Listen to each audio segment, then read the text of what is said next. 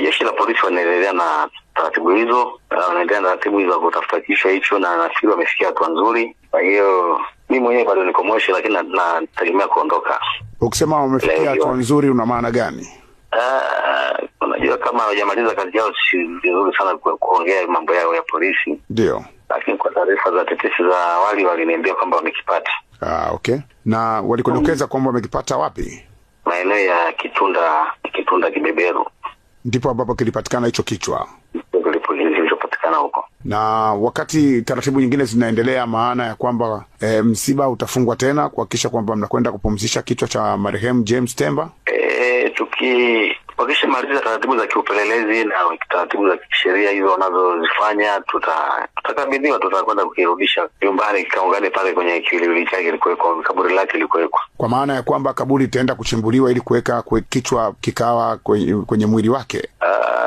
Wale waliojengea nafikiri kuna sehemu waliacha kwa dharura kwa sababu ya tulitegemea kwamba kitapatikana. Ndio. Tulikuwa tumewaza kwamba kikipatikana tukiwa tumeshamwaga zege kote itakuwaje, lakini tuliacha sehemu kama ya dharura. Ndio. Na kama kichwa cha familia, kwa maana ya wewe baba ndio kichwa cha familia, nini neno la familia baada ya kupata taarifa ambazo bado nyinyi wenyewe mjakabidhiwa kichwa cha marehemu James, lakini kuna ile namna ambavyo nyinyi kama familia mmepokea, neno lenu ni lipi? Sisi kwanza tunawashukuru ndugu jamaa na marafiki kwa kushirikiana nasi toka mwanzo tulipopata taarifa hizi mbaya za kifo cha kijana wetu, kwa sababu ni watu wengi walitukimbilia kutoka sehemu mbalimbali. Ndio. Na tuliposikia taarifa kupatikana hicho kichwa pia tumefarijika, maana tumeona unawaza mtoto amezikwa hana kichwa, unakuwa na mawazo ambayo ni tofauti zaidi. Pamoja na kwamba ushapata hasara ya mtoto, lakini na ufungu zaidi wa kupotelea mtoto kuzikwa bila kichwa. Lakini kwa juhudi za jeshi la polisi na kuweza kufanikisha hilo jambo, ni kwamba tunawashukuru kwa juhudi zao, lakini pia tunawashukuru hata waandishi habari kwa taarifa zao mbalimbali ambazo zimesaidia watu wengi kupata taarifa. Ndio.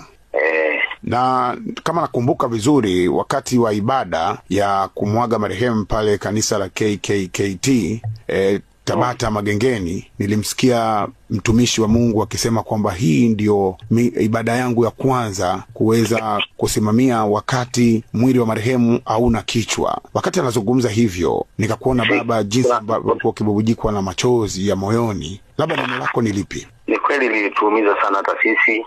Tumeanza sana, sio kidogo, na kwa sababu ina maana ni kitendo ambacho sio cha kawaida, sio kitu ambacho kimetokea mara kwa mara mpaka watu wakazoea, ni kwamba ni kitendo ambacho ni aghalabu kutokea.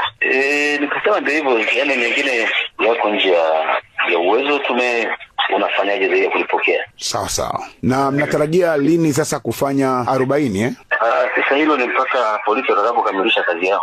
Okay. Neno moja la familia.